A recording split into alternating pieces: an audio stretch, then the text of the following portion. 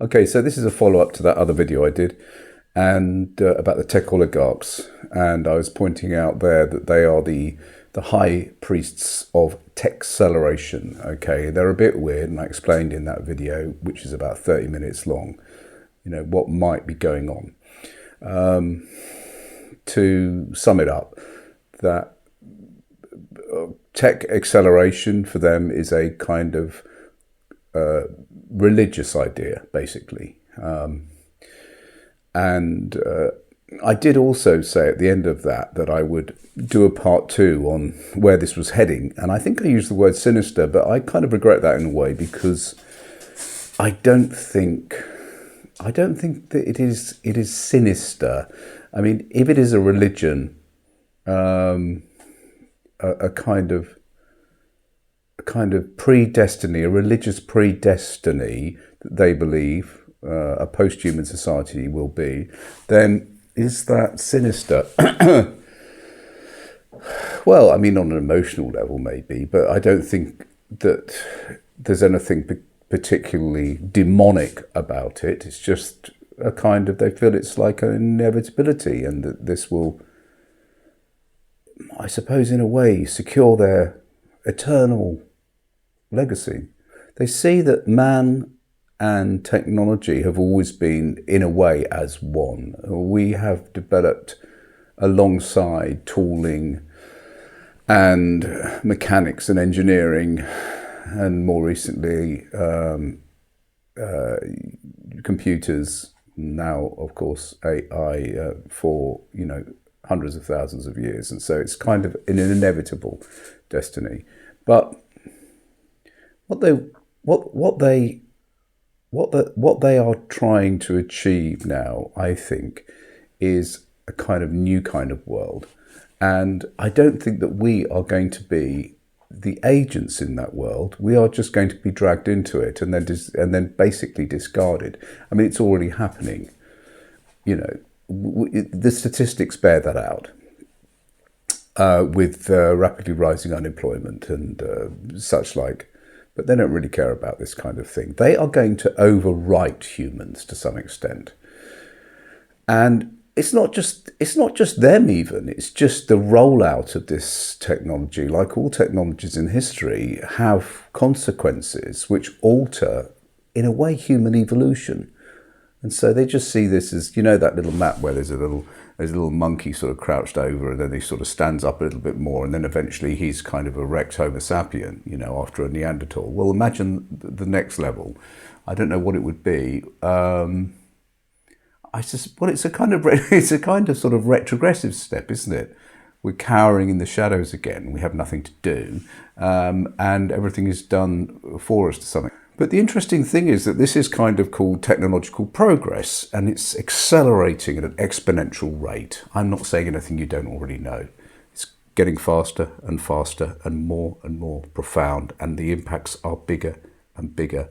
And this is all part of the capitalist system in which we live. Capitalism, in a way, is an entity to itself. Okay, we have no control over it. We have unleashed it. It has been unleashed, and we don't have any agency over it at all. We know that. We know now that we are, as I said before, we are fuel for capitalist growth, and that's what we've become. Okay, so it's a rapidly expanding, aggressively expanding, accelerating, organic system, but we as humans are stagnant. We're not changing. We're stagnant in this, and so we're trapped in it. It's moving, but we're not. We're just still the same old ape to some extent, and it's clearly obvious what the result of this is going to be in the long term. My argument previously was that tech oligarchs have a very different view of the world than we do. I'm a Luddite. According to Peter Thiel, I am an antichrist type figure who is in the way of this post-human technological revolution. And not just me, anybody who kind of suggests that this might not be good for us as a species. But, that's the situation we're in. Now, a lot of this stuff, when I talk about acceleration, of course, is not my idea originally. This came from some ideas from the University of Warwick and their cyber, I think it was a cyber unit they had in the 90s. And there was a lot of writing there about the inevitability of technical acceleration and how it would fundamentally and completely and utterly change society, but also the species to a large extent. And it was the idea that this was an inevitable future and destiny, and that it was important to try and accelerate it as much as possible because it was going to happen. So let's get there, because they were interested in the idea that this would result in a kind of large evolutionary step.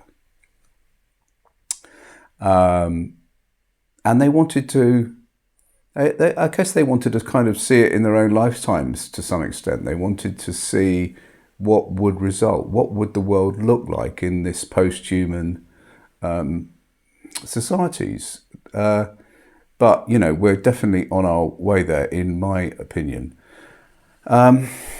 But it got confused. So they kind of enjoyed this idea of accelerating into a sort of post-human world. But the idea of acceleration did get a little bit confused because there was some people from the left who argued that, yes, they hated capitalism. They saw what it had done, and they saw that it had become a kind of monster which was bigger than us and was unstoppable, and yet it caused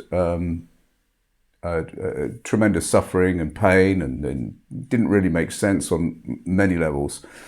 But they wanted this acceleration to happen quickly because they thought, on the left, they thought that this would mean that it would kind of disintegrate, and that we would discover that we kind of dehumanized ourselves and sort of destroyed the human soul, if you like, and that we would rebel against that, and that we would, in the ashes, as the last kind of computer melts, we would rebuild a kind of different type of society. But the original version was really dark.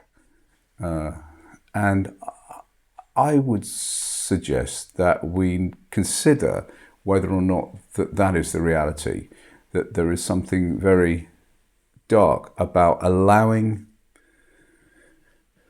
this evolution to happen in front of our eyes and to also take part in it willingly. Because according to the classic philosophy of accelerationism, the system is alive.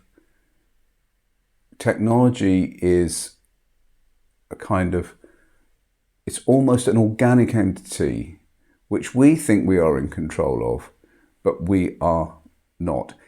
Think of it like an alien intelligence, something we don't really understand to some extent, which is self-replicating now more and more. And these tech oligarchs are encouraging this, and they're building platforms upon which the self-replication can happen. And it's using us as kind of tools from which it can rebuild the world.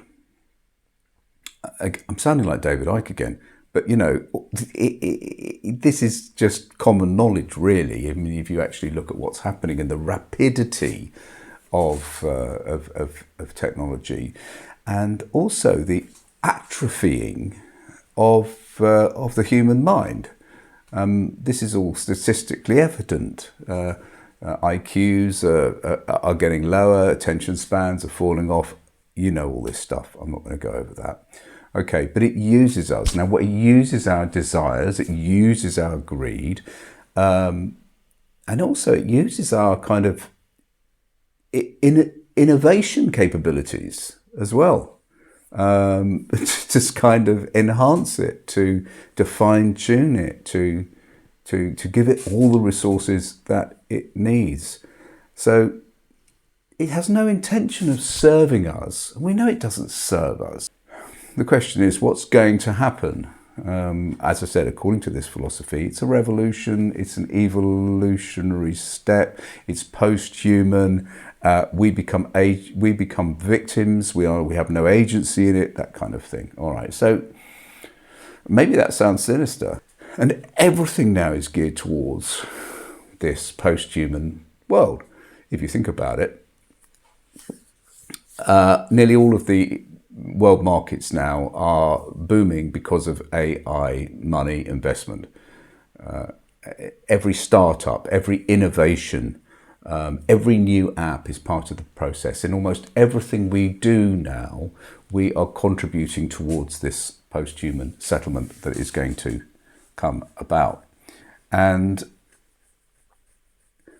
I think what's interesting about the sort of tech oligarchs, really, just to bring them back in, is how different they are in terms of their approach to this. The encouragement, seeing it as a kind of a bright new world, and it's a world that's already happening in some places, like of course in South Korea, where extremely advanced technology kind of routinely takes you through your daily life. They have systems there which mean that really you don't ever have to have contact with another human being, really. You can get by, whether it be your shopping or you're organising your tax affairs or you're organising your car insurance or you're buying a car or you're working, and you can do, and even friendships. Nearly everything in South Korea can be done without contact of anyone else. And the reason that is because actually it was a government policy to do that, because it meant increasing economic growth. To detach people from one another made streamlined society. So yeah, you have a streamlined society and nobody ever sees each other. But there you go. Is that sad? Is that a tragedy? Is it sinister? Is it worrying? That's up to you to decide. Anyway, so this isn't about a human revolution. This is about something else. Think of it as a techno-capitalist revolution. We're not involved in it. That's the amazing thing, really. And it's going to become, if it accelerates like this, which it will do. I mean, maybe we'll have a nuclear war, and it will take the wind out of the sails of it. But that's pretty much the only hope, I think. A massive world war perhaps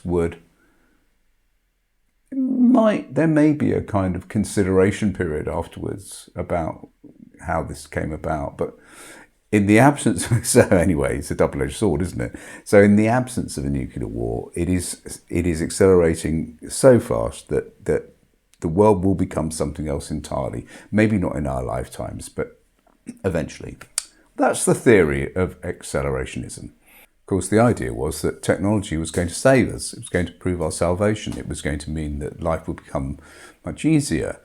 There were ideas that we would be able to sit back from work. There would be sort of basic incomes, that there would be an abundance because we had engineered the world in a way that we could, we had sophisticated crop growing techniques, that we had sophisticated systems that would serve us, that we would build a society where machines will liberate us and not kind of dominate us and make us kind of crunched up and kind of in the shadows. But I think that's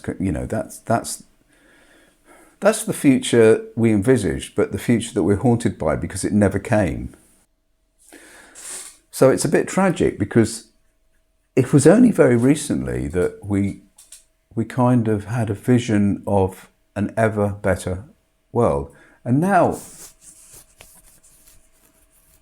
one of the problems, one of the existential but also emotional issues is that a better society now is just a sentimental idea, a romantic idea, an historical idea. That's why everybody's so deflated.